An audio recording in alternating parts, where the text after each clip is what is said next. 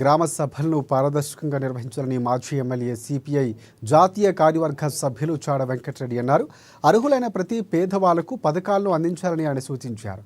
గ్రామ సభలు రాజకీయాలకు అతీతంగా నిర్వహించాలని, అలాగే రాష్ట్ర వ్యాప్తంగా అనేక ప్రాంతాల్లో గుడిసెలు వేసుకుని జీవనం సాగిస్తున్న పేద ప్రజలకు పట్టాలివ్వాలని చెప్పుకొచ్చారు.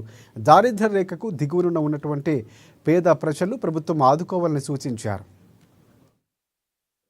సంవత్సరాలు గడుస్తున్న నేపథ్యంలో ఇప్పుడు సంక్షేమ పథకాల అమలుకు సంబంధించి గ్రామ సభలు నిర్వహించుకోవడం హర్షించదగ్గ పరిణామం. అయితే గ్రామ సభలు కూడా పారదర్శకంగా జరగాలి. సంక్షేమ పథకాలు దారిద్ర్య దిగువ ఉన్నటువంటి బడుగు బలహీన వర్గాలు, పేద వర్గాలకి ఇళ్ల స్థలాలు, ఇండ్లు, రేషన్ కార్డులు, అలాగే ఇంకా పెన్షన్లు, ఇలాంటి వాటికి సంబంధించి ఇందులో కూడా గ్రామ సభల్లో కొంత ఈ రాజకీయ లీడర్లు అక్కడక్కడ చర్చనీయాంశంగా మారడం అనేది దురదృష్టకరం. అధికార పార్టీ వాళ్ళు తమ వాళ్ళకే పథకాలు అందాలనేటువంటి ఆశించడం కరెక్ట్ కాదు. సంక్షేమ పథకాలు అనేవి మొట్టమొదట పేదరికంతో అల్లాడేటువంటి నిరుపేదలకు, ఇల్లే లేని వాళ్ళకు, స్థలమే లేని వాళ్ళకు, అలాంటి వాళ్ళకు ఫస్ట్ ప్రయారిటీ ఇవ్వాలి.